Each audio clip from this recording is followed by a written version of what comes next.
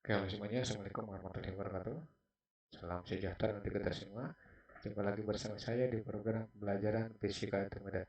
Kali ini kita akan membahas tentang optik geometri. Nah, di sini akan dipelajari tentang pemantulan, pembiasan cahaya ya, kemudian lensa dan alat-alat optik. Oke, untuk selanjutnya perhatikan uraian materi atau pembahasan yang akan kita bahas.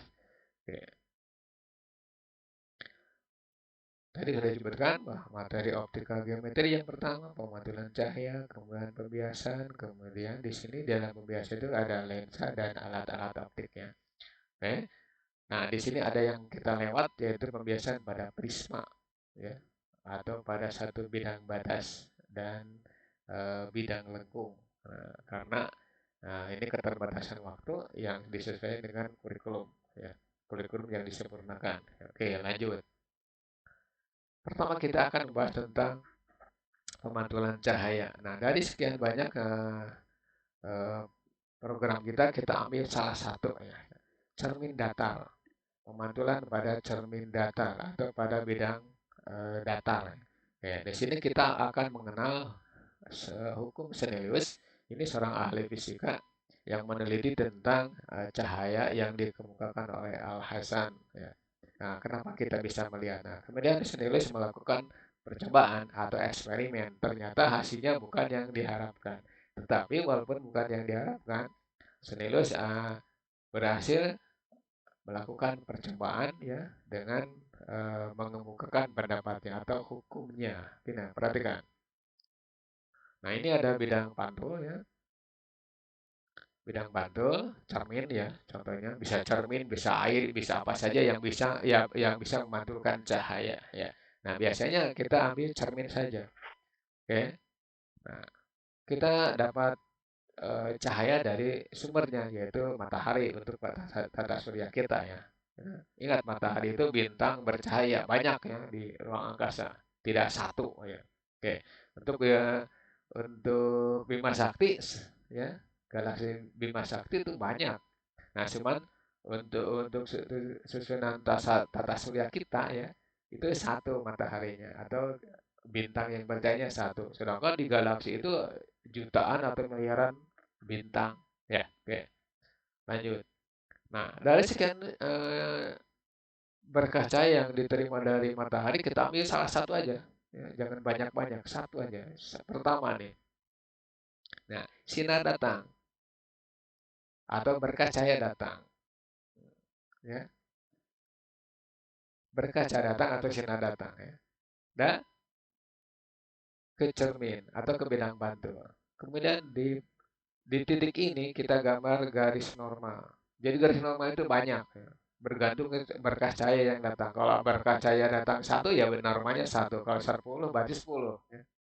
Kalau n berarti n berkah cahaya datang berarti n eh,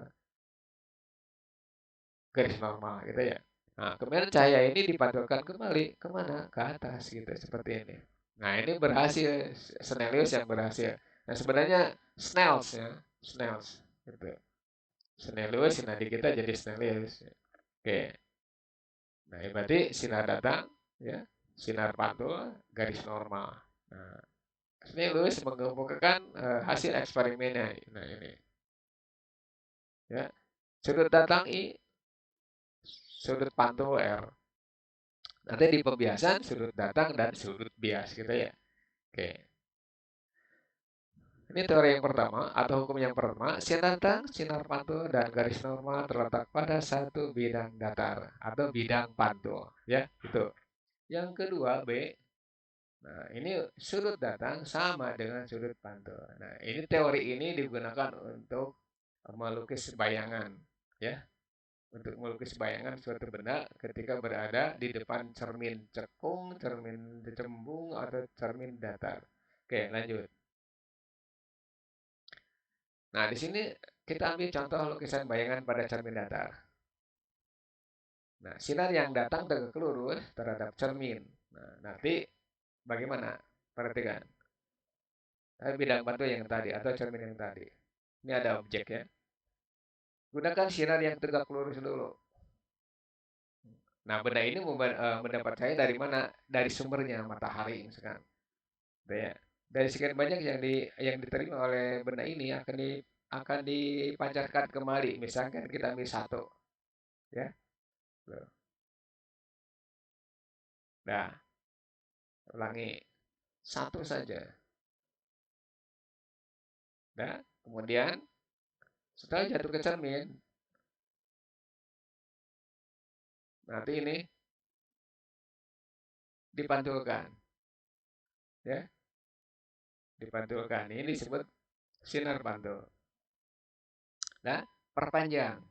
Nah, nanti perpanjangan sinar ini itu maya. Artinya itu hanya bisa dilukiskan tapi tidak bisa dilihat. Ya. Nah, oke, seperti itu. Jadi, sinar datang tegak lurus akan dipantulkan kembali. Kemudian perpanjang. Datang, pantulkan, perpanjang. Datang, pantulkan, perpanjang. Oke, itu sinar yang pertama atau berkas sinar yang pertama. Ini yang keduluan nih. Oh, yang tadi ini pantulkan biru ya. Kenapa misalkan jadi biru? Ini hanya untuk menunjukkan bahwa ini dipantulkan kembali, perpanjang. Ya. Nah, ini yang bentuk sudut, pantulkan, perpanjang. Nah, inilah yang disebut dengan bayangan. Jadi nanti di sini ada benda, ini bayangan. Ya. Nah, di sini berlaku ini udah duluan duluan muncul nih. Jarak benda dengan jarak bayangan sama, gitu ya. Nah, S aksen itu negatifnya. Nah, sekarang di SMP ya, SLTP sama saja. Nih, hanya beda nama aja. Itu ada notasi SO, ada notasi SI ya. Nah, O itu dari objek ya, objek. Nah, nih. Kemudian I-nya apa? Image ya, image.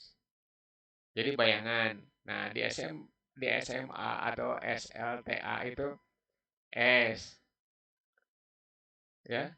Yang I-nya ganti S aksen. Jadi itu juga ya, cuman beda nama gitu. Orang dengan manusia kan itu juga ya. Ya, itu soalnya cara melukisnya. Jadi gunakan dua berkas cahaya supaya berpotongan ya. Yang tegak lurus dan yang bentuk sudut. Oke? Seperti itu. Nah, yuk. Contoh dua, lukiskan bayangan yang apa benda yang berada di depan cermin datar. Oke. Anak panah seperti ini. Kita ambil dua, dari atas dua, dari bawah dua. Perhatikan. Hmm. Tegak lurus. Perpanjang apa? Pantulkan. Perpanjang. Ya, balik lagi. Datang. Pantulkan. Ya, pantulkan. Balik lagi. Pantulkan. Perpanjang. Ya, berikutnya lagi. Dari bawah nih. Pantulkan. Perpanjang. Nah, perpanjangan yang penting. Nah, udah satu-satu ya. Nah, sekarang ambil yang tegak apa yang bentuk sudut. Tadi kan tegak lurus ya. Yang kedua yang bentuk sudut. Ini saya ambil ke atas. Bisa nggak ke bawah? Bisa. Ya. Pantulkan, perpanjang. Nah, ini berarti perpotongan sinar-sinar maya. Ini berarti sinar maya ya. Nah, ini sinar nyata. Atau berkas cahaya nyata, berkas cahaya maya. Nah, ini sekarang dari ini. Kita ambil ke bawah langkahnya. Oke, perpanjang. Atau pantulkan dulu nih. Pantulkan, perpanjang. Oh, saya yang buat lagi. Tuh. Dah, titik ini nanti dengan titik ini, nah ini dengan ini ya. Titik ini berarti ini bayangannya, titik ini bayangannya. Oke, ini oke. Nah, nanti bayangannya jangan lurus seperti ini. Kenapa? Karena ini maya. Berarti kalau ada titik-titik, ini juga harus titik-titik. Oke. Nah, sekarang kalau kita kasih notasi ya, kasih notasi seperti ini. Ini kita sebut A misalkan ya, ini B. Nah, yang ini kita sebut A aksen, yang ini B aksen gitu ya. Gitu. Tetap di sini berlaku S sama dengan S aksen ya, gitu. Cuma nanti bayangan adalah maya. Itu contoh dua ya.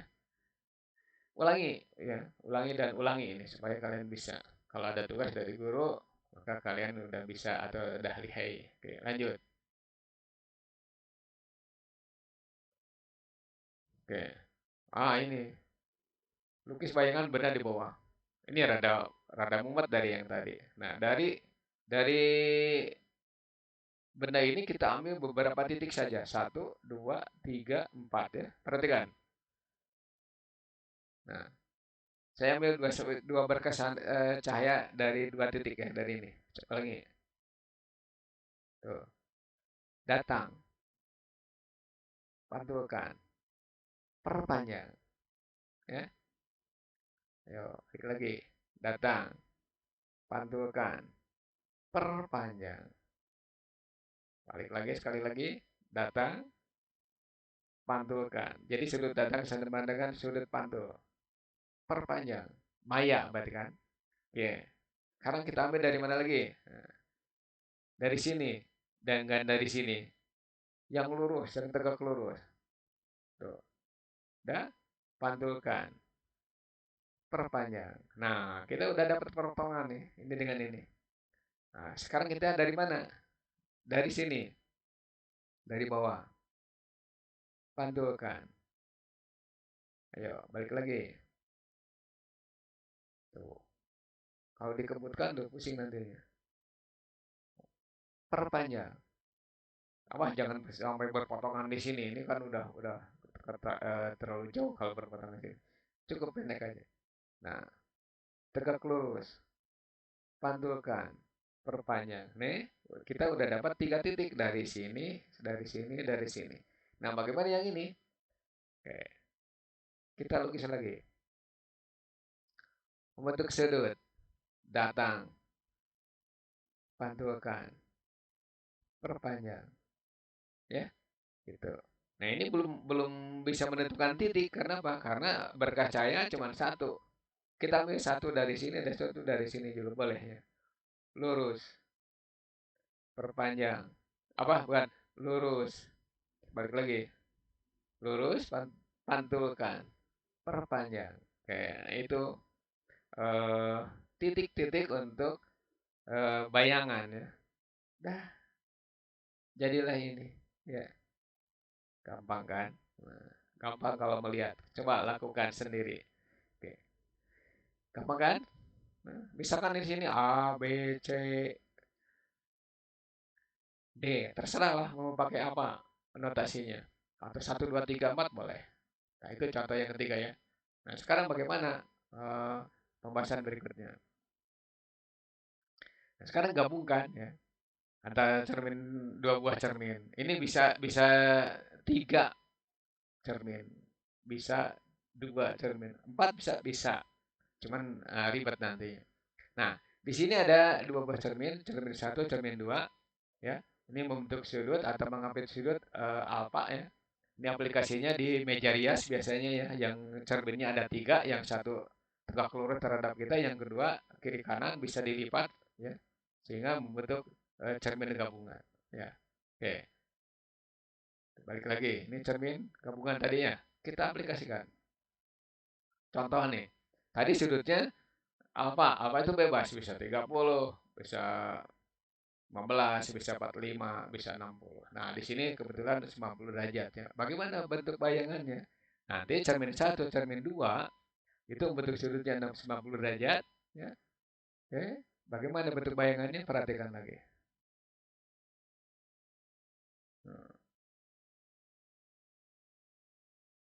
Nah, nah ini. Itu cara bentuk bayangannya. Perhatikan lagi, saya ulangi. Perhatikan. Tidak perlu pakai cahaya. Ya. Yang penting tadi ingat S aksen sama dengan S atau S sama dengan S aksen.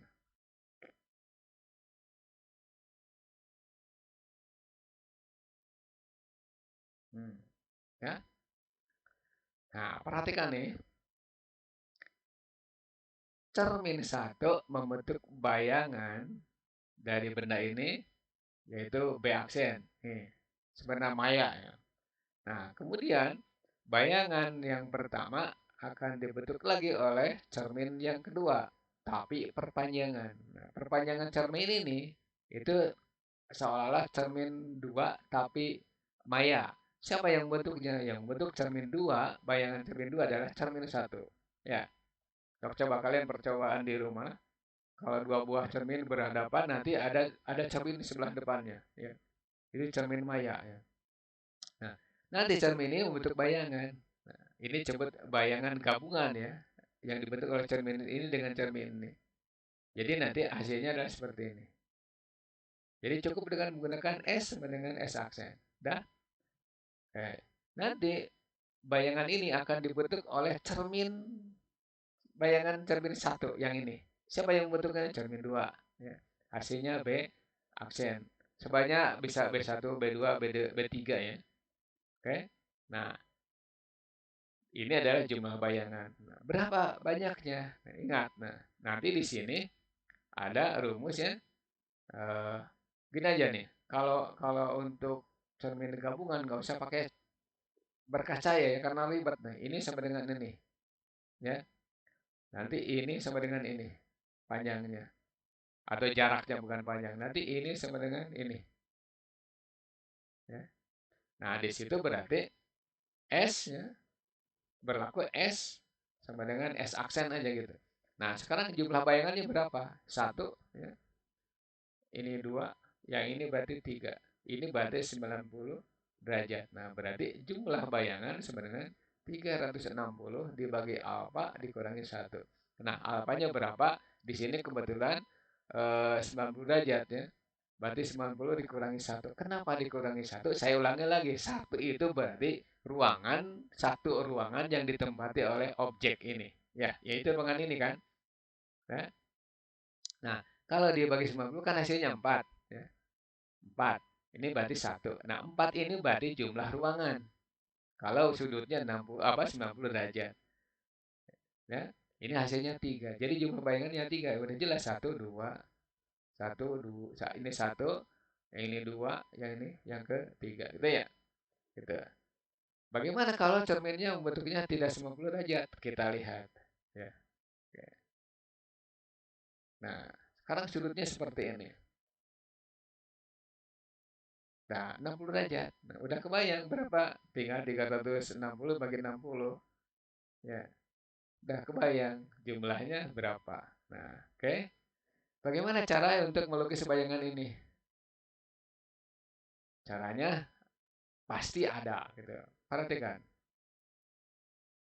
Buat lingkaran yang berpusat di pertemuan kedua cermin. Nih ada kuncinya. Di sini. Ini berarti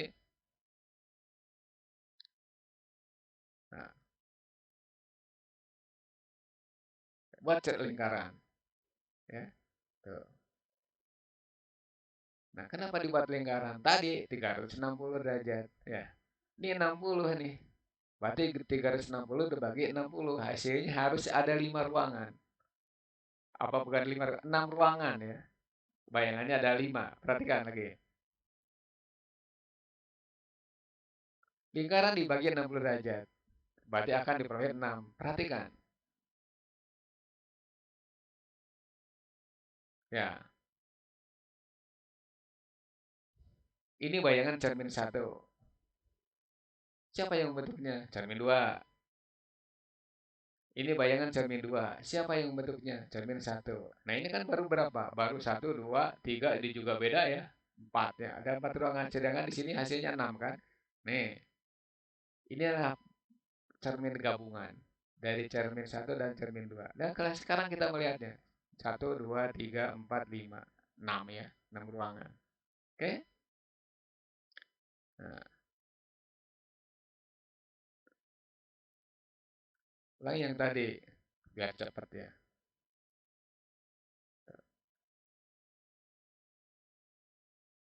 Nih, cukup dengan menggunakan teknik ini. Jarak bayangan, jarak benda. Atau jarak benda sebenarnya jarak bayangan. B aksen 1, B aksen 2, B aksen 3, B aksen 4, B aksen. Nah, yang kelima, gitu kan? Dah, gampang. Nah, taruh saja gini. Notasinya saya ganti. B1 aksen. Ini berarti bayangan B dibentuk oleh cermin 1. Nah, bayangan B aksen 1 akan digunakan atau sebagai berfungsi sebagai benda untuk cermin gabungan. Yang ini, ya. Kita sebut B2. Nah, B2 aksen akan dibentuk bayangannya oleh cermin 2 bayangannya atau perpanjangan cermin 2, ya. Ini hasilnya B3, B aksen 3. Nah, udah B3 aksen akan dibentuk bayangannya atau dibentuk bayangannya oleh cermin 1, perpanjangan cermin 1 yang ini. Nah, dapat B3, ya. B4 bukan B4 aksen. Nah, B4 aksen berfungsi sebagai benda untuk cermin gabungan yang berikutnya. Ini yang dibentuk oleh apa? Oleh cermin 2. B yang kelima. Nah, udah jelas berarti di sini jumlah bayangan itu 360 dibagi 60 dikurangi 1, ya. 6 dikurangi 1, 5. 5 buah bayangan. Nah, fungsinya gini aja atau apa tekniknya? Ini dengan ini sama. Ini dengan ini sama, ya. Ini dengan ini sama, ya. Oke. Ini dengan ini sama jaraknya. Oke, lanjut ya. Gitu. Oke, sama. Nah, gitu. Berarti gampang untuk cermin nih. Nah, ini biasanya cermin-cermin datar ini jarang ditampilkan dalam soal, ya. Kecuali begini, seseorang tingginya misalkan 180 cm, berapa panjang cermin minimum supaya kelihatan seluruh tubuhnya. Ya udah tinggal dibagi dua saja. Jadi nanti panjang cermin tinggal tinggi orang tadi 180 dibagi dua. Nah, berarti ini 90 cm. Jadi panjang cermin untuk digunakan bercermin supaya kelihatan bayangan badannya semua itu berarti bagi dua aja, ya. Bagi dua. Nah, itulah panjang cermin. Oke. Nah, oke. Itu penjelasan hukum senilus dan aplikasinya ke dalam bentuk lukisan bayangan untuk cermin datar. Berikutnya adalah kita akan membahas tentang cermin cekung, ya. Nanti di sana ada cermin cembung, cermin gabungan, ya. Nah, oke. Seperti biasa, kalau video ini bermanfaat untuk kalian, tinggalkan pesan kalian berupa like, kemudian komen. Komen itu boleh ngasih soal, ya. Nanti kita bahas. Dan subscribe supaya kalian bisa mengikuti video pembelajaran selanjutnya, ya. Dan share ke teman kalian supaya mereka juga ikut mempelajarinya. Oke. Terima kasih atas perhatiannya. Mohon maaf jika di sini ada kata-kata yang tidak pas, ya, dan ada kesalahan tuh. Mohon maaf. Nah, mudah-mudahan dapat diperbaiki untuk selanjutnya. Oke, bila itu, wassalamualaikum warahmatullahi wabarakatuh dan selamat beraktivitas.